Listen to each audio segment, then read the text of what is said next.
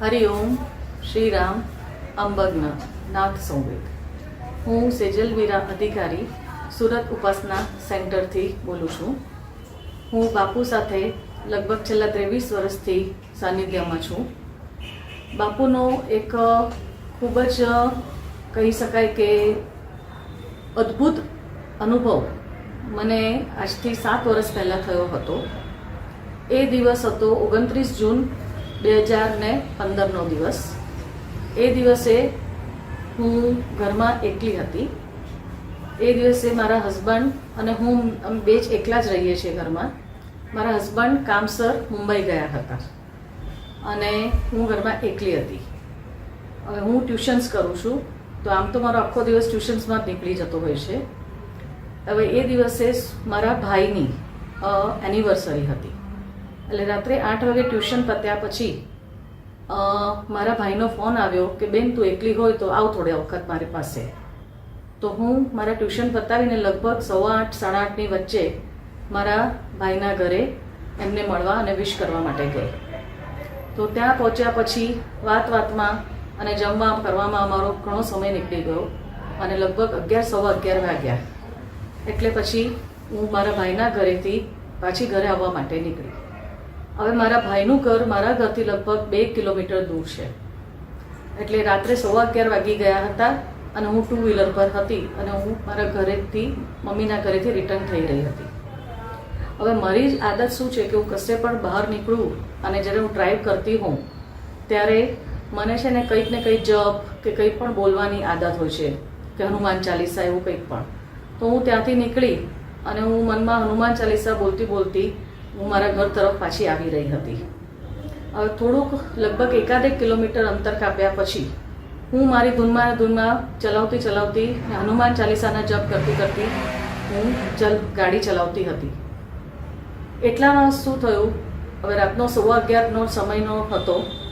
એટલામાં બાઇક પર 2 છોકરાઓ પાછળથી મારા નજીક આવ્યા અને એમણે શું કર્યું કે એકદમ નજીક આવીને મેં મારું પર્સ લટકાવેલું હતું મારા ખભા પર અને હું ગાડી ચલાવતી હતી. તો એટલામાં એ લોકોએ નજીક આવીને ઝટકા સાથે મારું પર્સ ખેંચ્યું અને ખેંચીને એ લોકો આગળ નીકળી ગયા. પણ ઝટકો મારવાને લીધે મારું બેલેન્સ આખું હાલી ગયું અને હું સીધી મોઢાના બળ પર જઈને જમીન પર પડી અને મારું આખો ફેસ સીધો જઈને જમીન સાથે અથડાયો ને એટલો જોરથી અથડાયો હતો કે હું ત્યાં બેહોશ થઈ ગઈ, બેભાન થઈ ગઈ. હવે મને આ બધું એટલું ફ્રેક્શન્સ ઓફ સેકન્ડમાં બન્યું કે મને કંઈ કલ્પના જ નહીં આવી કે આ શું થઈ ગયું ને શું નહીં. અને પછી ત્યાં હું બેહોશ પડી હતી. હવે એ બેહોશીના પછી મને લગભગ અડધી રાત્રે 3:30 4 વાગે મને ભાન આવ્યું. હવે ભાન આવ્યું ત્યારે હું હોસ્પિટલમાં હતી. હવે એ દરમિયાન કે લગભગ જે મને એક્સિડન્ટ થયો ત્યારથી લઈને 3:30 4 વાગ્યા સુધી શું બન્યું તે મને કંઈ જ ખબર હતી નહીં. પણ પછી ત્યારે તો શું થયું, બીજે દિવસે મને એટલો બધો આખા મોઢા પર ને નાકમાં 2 ફ્રેક્ચર પડ્યા. પછી મારું નાકનું ઓપરેશન કરવું પડ્યું. બીજે દિવસે ઓપરેશન થયું. એમ કરીને 2-3 દિવસ હું હોસ્પિટલમાં રહી અને 3 દિવસ પછી મને ડૉક્ટરે રજા આપી કે તમે ઘરે જઈ શકો છો, પણ ઘરે તમારે આરામ જ કરવાનો છે. હવે આ પરિસ્થિતિમાં એવું થયું કે મારા આ એક્સિડન્ટની જાણ મારા ભાઈને કે જેમના ઘરે હું ગઈ હતી અને મારા હસબન્ડ જે મુંબઈ ગયા હતા એમને કેવી રીતે થઈ તે હું તમને કહેવા માંગુ છું. હવે હું તો આવી રીતે આ બધી વસ્તુની જાણ મને પછીથી થઈ કે હું તો બેભાનતા રસ્તા પર પડી હતી. લગભગ હું તમને કહું કે હું અડધો કલાક નહીં પણ 20 મિનિટ તો પાક્કી જ હું રસ્તા પર જ બેહોશ પડી રહી.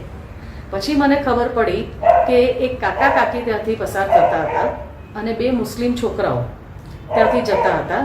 તો એ લોકોએ જ્યારે મને ત્યાં રસ્તા પર પડેલી જોઈ તો એ લોકો મારી મદદે આવ્યા. એમાં શું થયું, જે કાકા કાકી હતા એમણે તરત જ અમારી 108 એમ્બ્યુલન્સ છે એને બોલાવી અને પેલા જે 2 મુસ્લિમ છોકરાઓ હતા એ લોકોનું કહેવું એવું છે, મને આ વસ્તુ કંઈ જ યાદ નથી, પણ એ લોકોનું કહેવું એવું છે કે તમે તમારા હસબન્ડનો નંબર આપ્યો અને એ નંબર પરથી એ લોકોએ ફોન કરીને મારા હસબન્ડને મુંબઈ જાણ કરી કે આવી રીતે તમારી વાઈફનો એક્સિડન્ટ થયો છે અને અમે એમને હોસ્પિટલ લઈ જઈએ છીએ. અને બીજું કે મારા ભાઈનું એડ્રેસ કે જે અહીંયાથી નાનપુરા રહે છે, તો એમનું એડ્રેસ પણ એ લોકોનું કહેવું એવું છે કે મેં આપ્યું છે, પણ મને કોઈ જ જાણ નથી કે મને યાદ નથી કે મેં કોઈ એડ્રેસ આપ્યું હોય કે કોઈ મેં ફોન નંબર એ લોકોને આપ્યો હોય મારા હસબન્ડનો.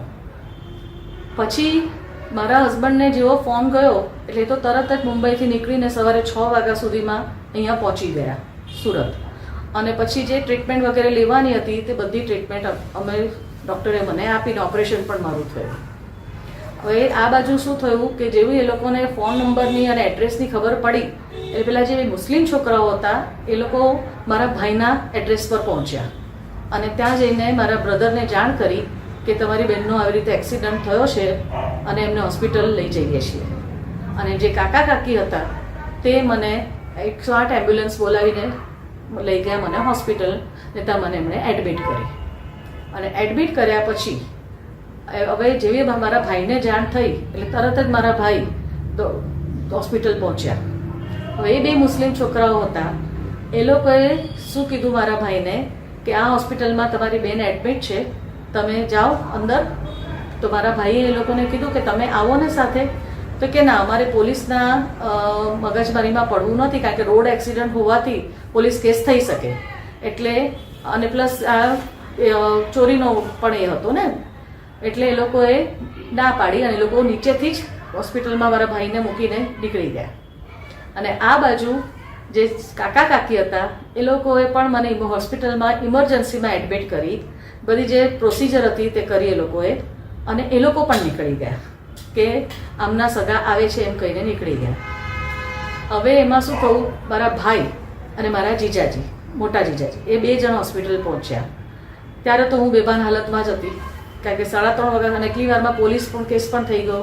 હોસ્પિટલમાંથી જ એ લોકોએ પોલીસને જાણ કરી અને પોલીસ પણ આવી ગઈ હતી, પણ હું ભાનમાં નહીં હોવાને લીધે મારું સ્ટેટમેન્ટ લોકો લઈ શક્યા નહીં, તો પોલીસ પણ ત્યાં વેઇટ કરતી હતી. આ બધું થયું.